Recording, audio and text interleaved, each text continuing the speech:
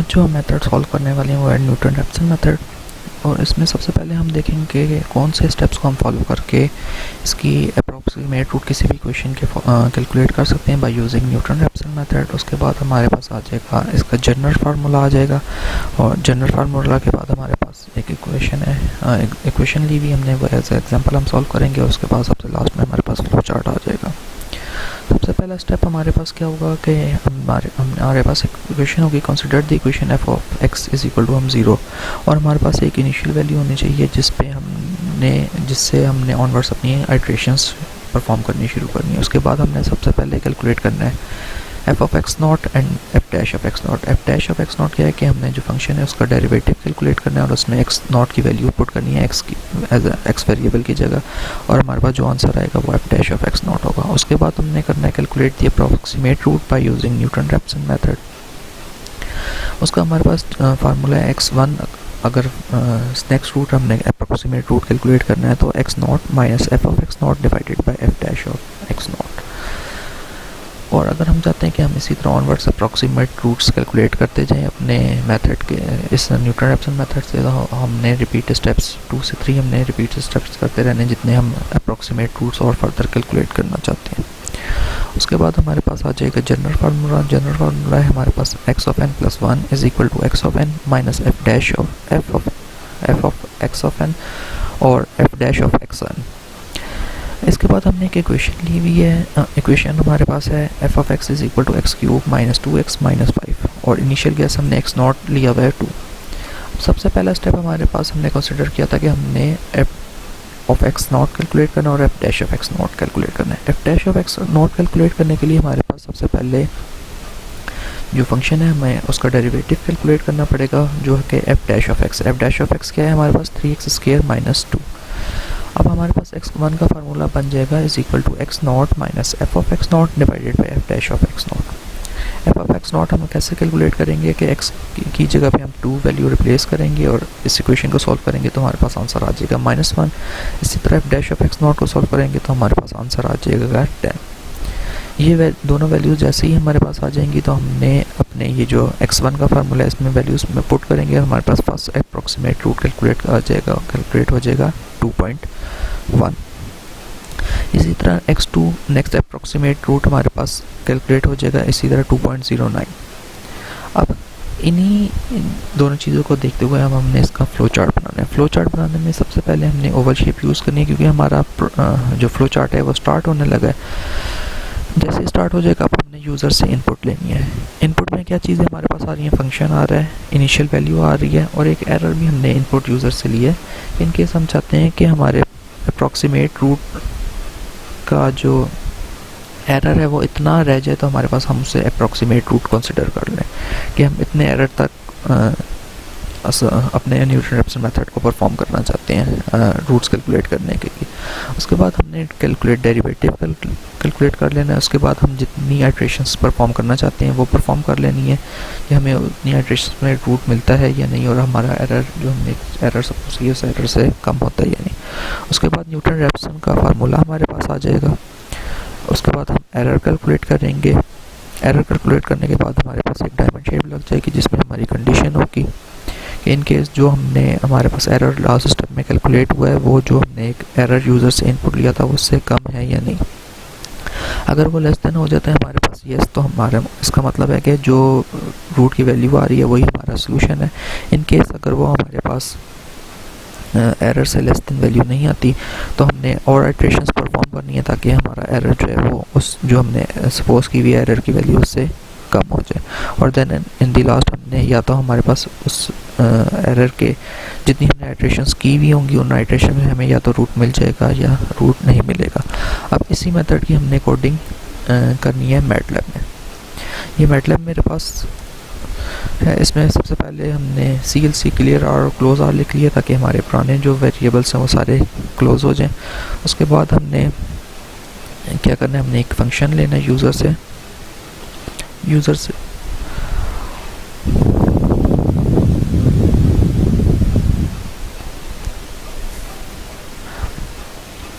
Function लेने से पहले हमने अपने एक्स को एक सिंबॉलिक रिप्रेजेंट करेंगे जो हमारे पास सिम्स एक्स की कमांड है उसके थ्रू।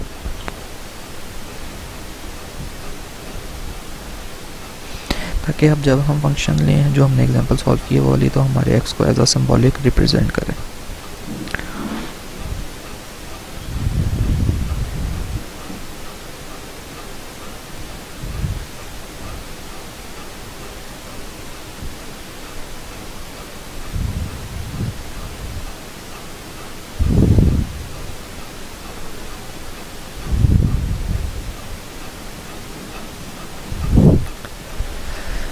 ये हमने जो एक क्वेश्चन सॉल्व की थी अभी हैंड रिटन के जो सॉल्व की हुई है वो ये क्वेश्चन एज इट इज़ हमने ले लिया। इसमें ज़रूरी है कि हमने इक्वेशंस में ब्रैकेट्स परफॉर्म करनी है, ब्रैकेट्स लगानी है, क्योंकि अगर इनकेस हम ब्रैकेट्स नहीं लगाएंगे तो मैथमेटिक्स के जो रूल्स हैं उनको फॉलो करते हुए मल्टीप्लिकेशन पहले, डिवीजन पहले कर देगा और इसकी वजह से हमारी इक्वेशन जिस तरह हम सॉल्व करना चाह रहे हैं उस तरह नहीं सॉल्व होगी। तो हमने ब्रैकेट्स लगा के मैटलैब को ये बताना है कि मैथमेटिक्स के रूल फॉलो करो, सबसे पहले ब्रैकेट्स हमारे पास सॉल्व होनी चाहिए, देन उसके बाद जिस ऑपरेटर की प्रायोरिटी सबसे ज़्यादा है वो सॉल्व होना चाहिए हमारे पास। हमने एक्स ले लिया, उसके बाद हमने एक हमारे पास इनिशियल गैस हमने सपोज किया था एक्स नॉट, हमने सपोज किया 2, एक्स नॉट भी सपोज कर लिया हमने 2, और अब हमने नेक्स्ट ले लिया एरर की वैल्यू हमने लेट से सपोज कर लिया है 0.001। अब इससे नेक्स्ट स्टेप था हमारे पास कि हमने जो भी हमारा फंक्शन है उसका डेरिवेटिव कैलकुलेट करना है। डेरिवेटिव कैलकुलेट करने के लिए मैंने एक f1 का वेरिएबल ले लिया, इसमें हम अपना डेरिवेटिव फंक्शन का कैलकुलेट करके सेव करेंगे। डेरिवेटिव के लिए मैटलैब में कमांड यूज़ होती है DI की, और स्मॉल ब्रैकेट्स लगेंगी, और जिस चीज़ का हमने डेरिवेटिव कैलकुलेट करना है वो जिस वेरिएबल में स्टोर है वो हमने यहाँ पे उसको एज अ पैरामीटर पास कर देना है। अब ये लाइन नंबर 7 क्या करेगी, हमारे पास f1 एक हमारे पास वेरिएबल है, उस वेरिएबल में हमारे पास जो हमारा फंक्शन है उसका डेरिवेटिव कैलकुलेट होके सेव हो जाएगा। इसके बाद हमारे पास नेक्स्ट स्टेप था कि हमने जो F of X not calculate करना है, स्टेप नंबर 2, और F dash of X not calculate करना है। F of X not calculate करने के लिए हमारे पास सब्स्टिट्यूट की कमांड यूज़ होगी कि हमने एक्स की जगह पे वैल्यू सब्स्टिट्यूट करनी है।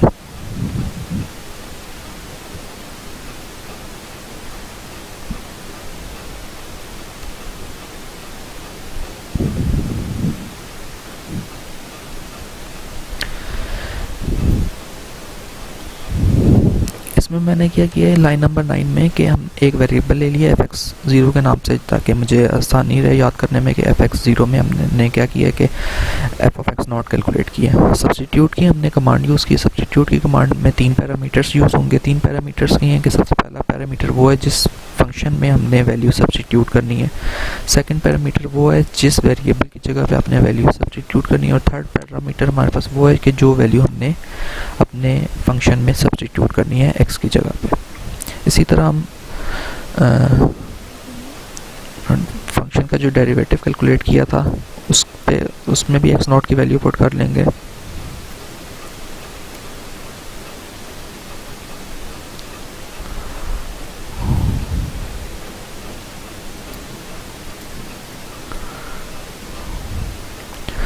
नेक्स्ट स्टेप है कि अब हमने न्यूटन-रैप्सन मेथड का फार्मूला लगाना है जो हमें roots first approximate root calculate करके देगा। उसको मैं कह देता हूँ x1। इसका फार्मूला है x नॉट माइनस, इसमें था f of X naught divided by f dash of X not. f of X not की वैल्यू मेरे पास इस वेरिएबल में स्टोर है,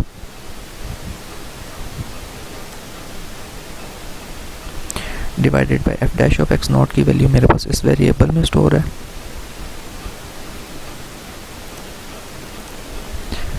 तो ये फार्मूला हमने इम्प्लीमेंट कर लिया। ये फार्मूला क्या करेगा, हमारा फर्स्ट अप्रोक्सीमेट रूट हमें कैलकुलेट करके देगा। उसके बाद हमने एरर कैलकुलेट करना है कि अभी हमारा एरर कितना है। ये जो हमारा फर्स्ट रूट हमारे पास आ गया और एक्स नॉट इस वैल्यू में, तो हमारे पास एरर है। हम एब्सोल्यूट की कमांड यूज़ करेंगे ताकि हमारा एरर की वैल्यू पॉजिटिव हमें बताता रहे कितनी आ गई है। x1 जो रिसेंट आइट्रेशन करके अप्रॉक्सीमेट रूट हमने कैलकुलेट की है वो माइनस एक्स नॉट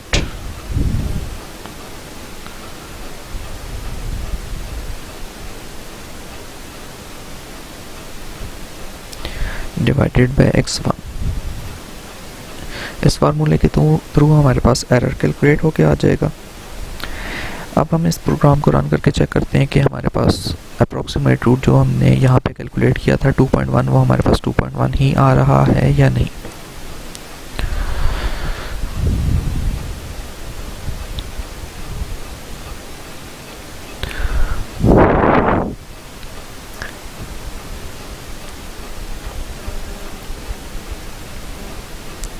एरर आ रहा है हमारे पास x1 आ रहा है हमारे पास 21 डिवाइडेड बाई 10। इसको पॉइंट्स में लाने के लिए हमने क्या करना है कि VPA की कमांड यूज़ करनी है ताकि जो ये वैल्यूज़ हैं हमारे पास वो पॉइंट्स में आ जाए।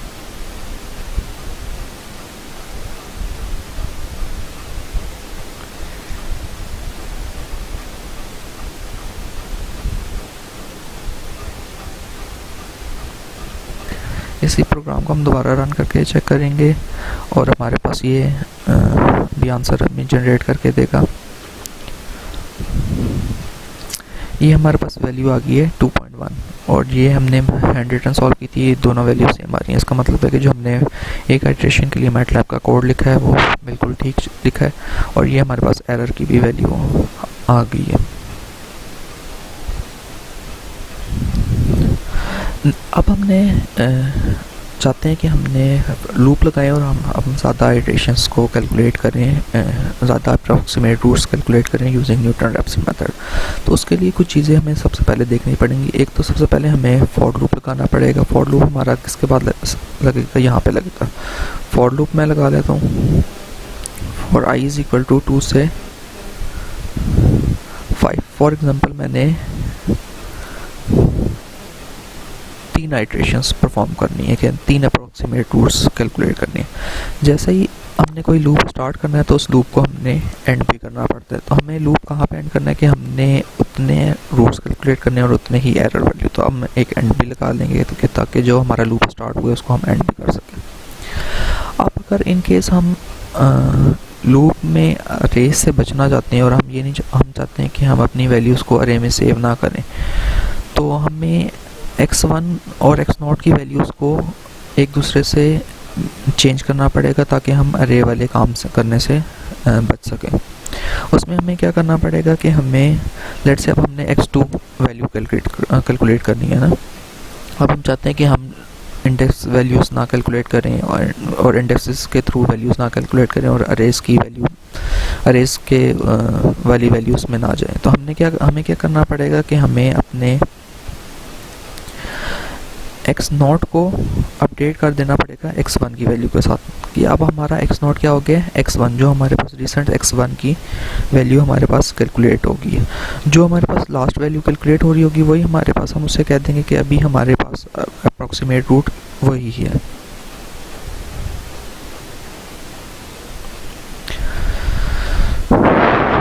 इसकी वजह से हम इंडेक्सिंग करने से बच जाएंगे, इंडेक्सेस की से बच जाएंगे अरे की, और हमारे पास इकट्ठी वैल्यूज़ आती जाएंगी।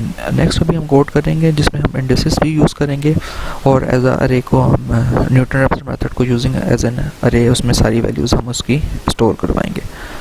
अब हम प्रोग्राम को रन करके चेक करते हैं तो हमारे पास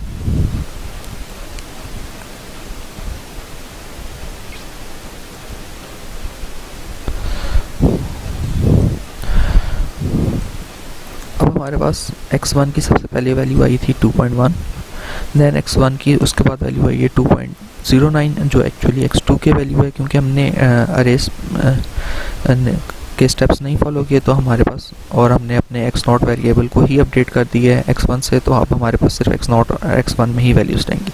पहली वैल्यू हमारे पास x1 हो जाएगी, सेकंड वैल्यू हमारे पास x2 हो जाएगी, देन थर्ड वैल्यू हमारे पास x3 हो जाएगी। हमने 3 ही लूप यूज़ किए, लूप की जो 3 आइट्रेशंस हैं वो 3 ही यूज़ की थी, तो इसलिए हमारे पास 3 ही वैल्यूज़ कैलकुलेट होकर आ गई। अब हम चाहते हैं कि हम अपना एरर, हमारे पास लास्ट स्टेप रह गया कि अब हमने एरर वाली कंडीशन लगानी है जो डायमंड शेप हमारे पास फ्लो चार्ट में यूज़ हो रहा है।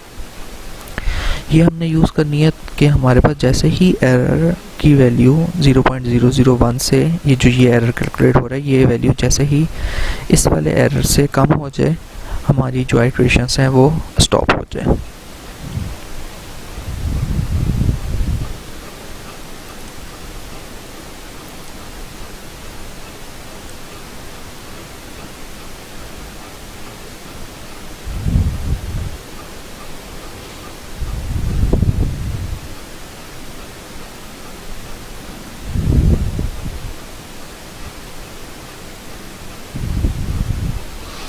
ये हमने एक इफ की कंडीशन लगाई है और हमने क्या किया कि इसमें हमने लगाई है कि हमारा जो एरर कैलकुलेट हो रहा है लास्ट लाइन में, वो अगर लेस देन हो जाए जो हमारे एरर की वैल्यू हमने ऊपर सपोज की हुई है उससे, तो हमारा प्रोग्राम ब्रेक हो जाए और देन ये नेक्स्ट लाइन ना चले और ये प्रोग्राम जो है हमारा फॉर लूप से बाहर चले जाए। अब हम चाहते हैं कि हमें पता चले कि हमारा जो हमें अप्रोक्सीमेट रूट या हमारा जो एरर है वो कितनी आइट्रेशंस के बाद इतना इससे लेस हो गया।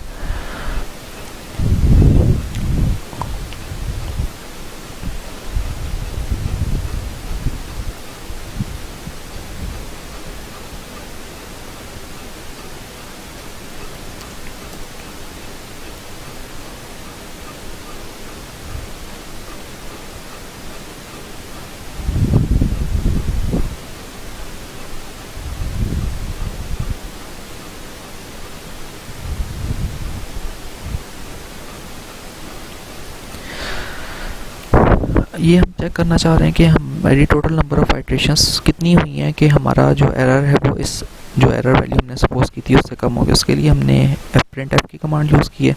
इसमें हमने लिख लिया कि हमारी नंबर ऑफ आइट्रेशंस कितनी, हमें नंबर ऑफ आइट्रेशंस एक वर्डिंग लिख लिया हमने ताकि हमें पता चले कि जो वेरिएबल अभी डिस्प्ले करने लगे वैल्यू वो क्या चीज़ है एक्चुअली हमारी।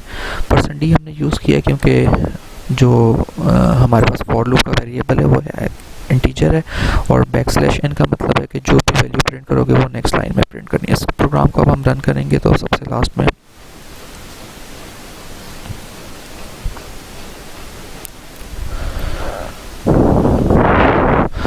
हमें बता देगा कि टोटल नंबर ऑफ आइट्रेशंस कितनी परफॉर्म हुई हैं, 4।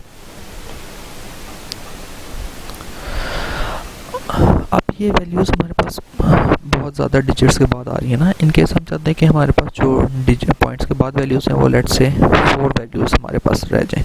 फॉर एग्जांपल x1 की वैल्यूज़ हम चाहते हैं कि हमारे पास 4 रह जाएं, तो हमारे पास कौन सी कमांड यूज़ होगी। हमने क्या करना है कि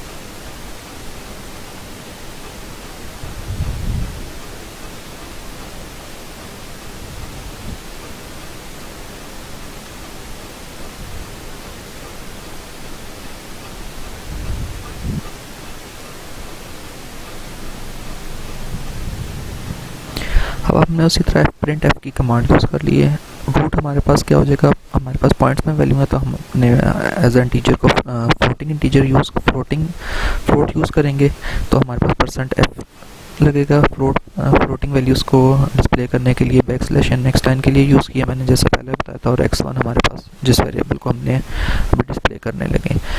जो 4 डिजिट्स का डिस्प्ले करना है कि हमने क्या किया कि हमने x1 में से जो रिमाइंडर है हमारा x1 का 10⁴ कि हमारे पास जो 4 पॉइंट्स तक डेसिमल जो है वो हमारे पास शो हो जाए।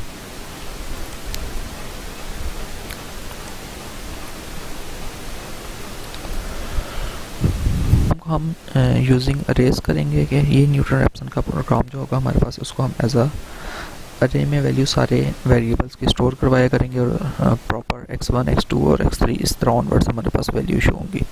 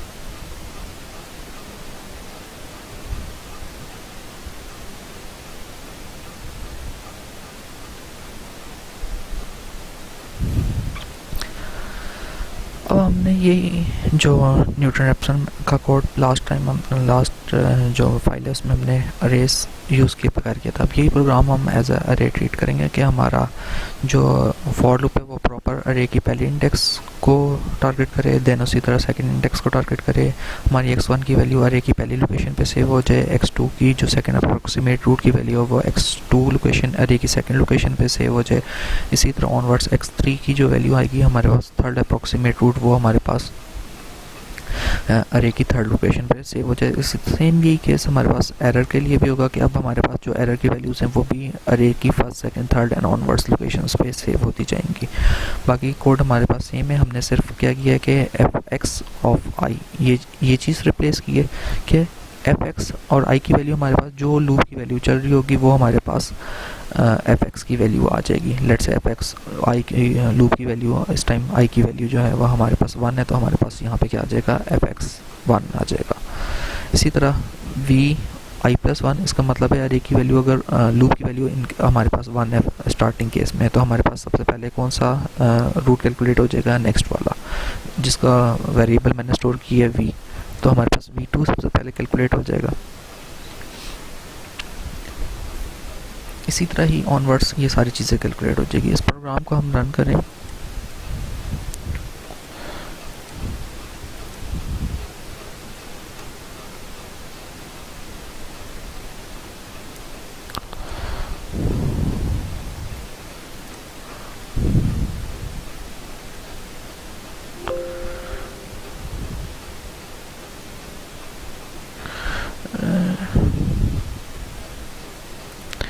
ये लाइन 13 में मैंने एक आई प्लस आई लिख दी है, ये आई प्लस 1 है।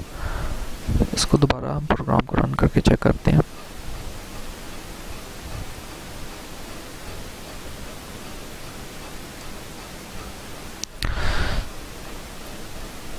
तो ये देखें हमारे पास अब ये हमारे पास जो लास्ट तक हमारे पास कैलकुलेट हुई हैं, ये जो हमारे पास वैल्यूज़ हैं वो हमारे पास क्या कैलकुलेट होगी। हमारे पास एक हमारे पास 2.0 सबसे पहली एक्स नॉट इनिशियल केस हमारे पास एक्स नॉट 2.0 था, उसके बाद नेक्स्ट वैल्यू हमारे पास 2.1 फर्स्ट अप्रोक्सीमेट रूट की आई थी, उसके बाद नेक्स्ट वैल्यू हमारे पास 2.094 थी। अब ये वैल्यू सारी हमारी अरे की लोकेशन पे पड़ी है। फर्स्ट लोकेशन पे एक्स नॉट की वैल्यू, सेकंड लोकेशन पे x1 की वैल्यू, थर्ड लोकेशन पे x2 की वैल्यू एंड फोर्थ लोकेशन पे x3 की वैल्यू। इसी तरह एरर की वैल्यूज़ भी हमारे पास यहाँ पे पड़ी हुई हैं अरेस की लोकेशंस पे, और हमारी टोटल नंबर ऑफ आइट्रेशंस हमारे पास 3 हुई हैं, जिसमें हमारे पास एरर जो है वो 0.001 से लेस हो गया। 0.001 से लेस हुआ तो उसका मतलब है हमारे पास जो एरर की वैल्यू है वो हमारे पास क्या हो जाएगी 0 आ जाएगी। इसकी वजह से हमारे पास जो है वहाँ पे हमारा प्रोग्राम जो है वो लूप आइट्रेशन जो है वो स्टॉप हो जाएंगे। हमारे पास टोटल 9 आइट्रेशंस के बजाय हमारे पास 3 आइट्रेशंस तक प्रोग्राम रन करेगा, क्योंकि हमारे पास ये वाली जो एरर वाली कंडीशन है ये हमारे पास फुलफिल होगी और हमारा प्रोग्राम जो है वो स्टॉप हो जाएगा। तो ये हमारे पास जो है वो प्रोग्राम जो है वो अरेज के साथ न्यूटन रैप्सन मेथड का हो जाएगा। इस प्रोग्राम को रन करेंगे और हम वैल्यूज़ देख लेते हैं।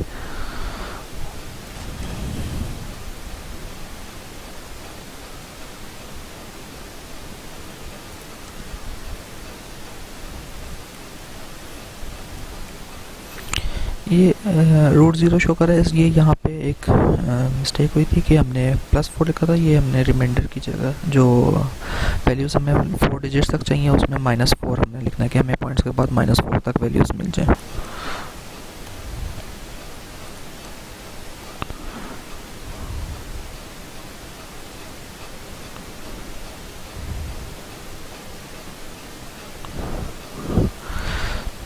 तो जो हमारे पास फाइनल वैल्यू अप्रोक्सीमेट रूट हमारे पास कैलकुलेट हुआ है वो हमारे पास 2.094500 और हमारे पास नंबर ऑफ आइट्रेशंस जो परफॉर्म हुई हैं वो 3 परफॉर्म हुई हैं, जिसमें हमारा जो एरर है वो लेस हो गया है 0.001 से। इसी तरह यहाँ पे भी ये इस तरह -4 हम कर लेंगे जो विदाउट अरेज हमने प्रोग्राम किया।